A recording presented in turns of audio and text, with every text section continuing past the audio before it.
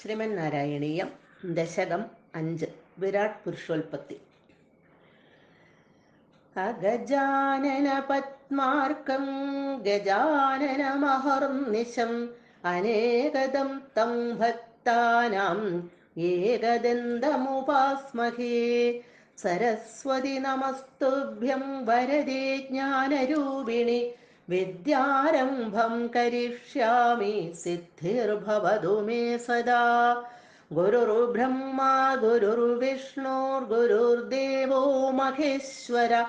ഗുരുഃ സാക്ഷാത് പരം ബ്രഹ്മ തസ്മൈ ശ്രീ ഗുരവേ നമഃ. ശ്ലോകം 6. ഓം നമോ ഭഗവതേ വാസുദേവായ. സോഹം ച ത്രിഗുണക്രമാത് ത്രിവിധതാം ആസാദ്യ വൈകാരികോ ഭൂയസ്തൈജസതാമസൗ ഇതി ഭവൻ ആദ്യേന സത്വാത്മനാ. ദേവാനിന്ദ്രിയമാനിനോ കൃതദിശാ വാദാർക്കപാശ്യശ്വിനോ വന്നീന്ദ്രച്യുതമിത്രകാൻ വിധുവിധി ശ്രീരുദ്രശാരീരകാൻ.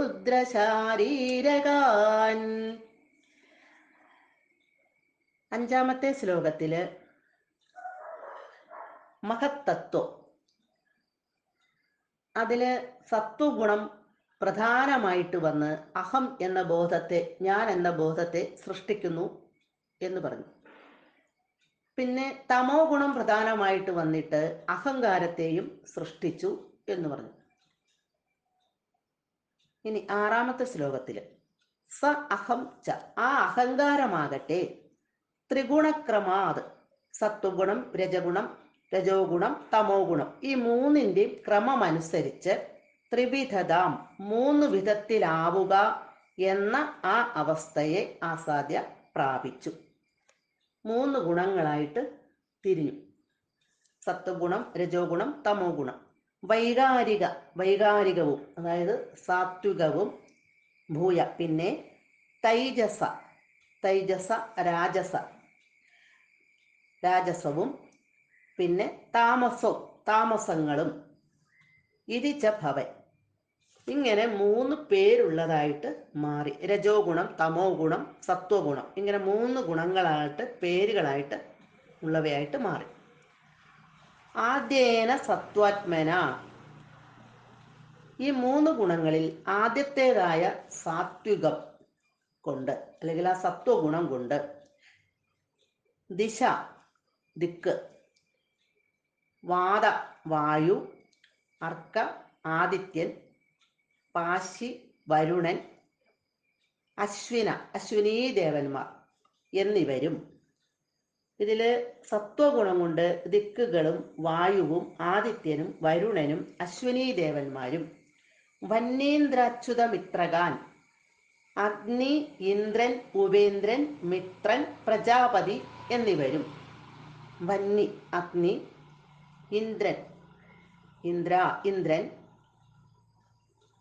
ഉപേന്ദ്രൻ, ഇവിടെ അച്യുതൻ എന്ന് ഉദ്ദേശിക്കുന്നത് ഉപേന്ദ്രനാണ്, മിത്രൻ മുതലായിട്ടുള്ളവർ, പ്രജാപതി മുതലായിട്ടുള്ളവർ.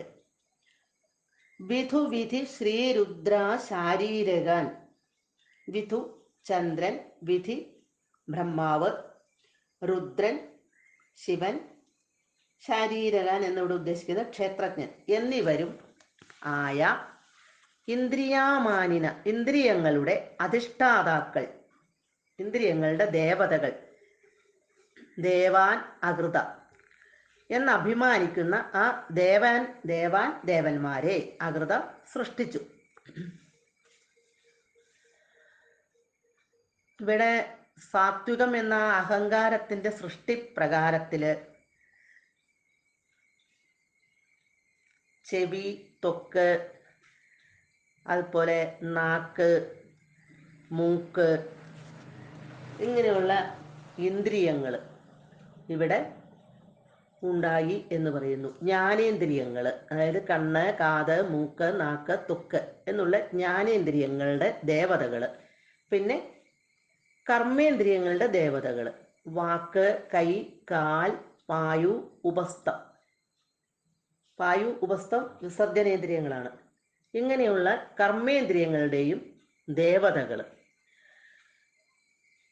പിന്നെ ദിക്ക്, വായു, അർക്കൻ, പാശി, അശ്വിനി ദേവകള്, വന്നി, ഇന്ദ്രൻ, അച്യുതൻ, മിത്രൻ, പ്രജാപതി മുതലായവര്, മനസ്സ്, ബുദ്ധി, അഹങ്കാരം, ചിത്തം, ചന്ദ്രൻ, ചതുർമുഖൻ, രുദ്രൻ, ക്ഷേത്രജ്ഞൻ, ഇങ്ങനെ എല്ലാം. അതായത് ജ്ഞാനേന്ദ്രിയങ്ങളുടെയും കർമ്മേന്ദ്രിയങ്ങളുടെയും അന്ധക്കരണ വൃത്തികളുടെയും ഇവയുടെ എല്ലാം ദേവതകളെ, ദേവന്മാരെ സൃഷ്ടിച്ചു. സത്വഗുണം, രജോ ഗുണം, തമോ ഗുണം എന്നിവ 3 തരത്തില് 3 പേരോടുകൂടി ഇവിടെ ഉണ്ടായി.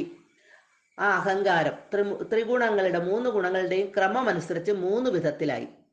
അവയ്ക്ക് വൈകാരികം അല്ലെങ്കിൽ സാത്വികം, തൈജസം അല്ലെങ്കിൽ രാജസം, താമസം എന്നിങ്ങനെ പേരുകളും വന്നു. സാത്വികം കൊണ്ടാണ് ദിക്കുകൾ വായു, ആദിത്യൻ, വരുണൻ, അശ്വിനി ദേവകൾ, അഗ്നി, ഇന്ദ്രൻ, ഉപേന്ദ്രൻ, മിത്രൻ, പ്രജാപതി, ചന്ദ്രൻ, ബ്രഹ്മാവ്, രുദ്രൻ, ക്ഷേത്രജ്ഞൻ എന്നിങ്ങനെയുള്ള അധിഷ്ഠാന ദേവതകൾ ഇവിടെ ഉണ്ടായത്.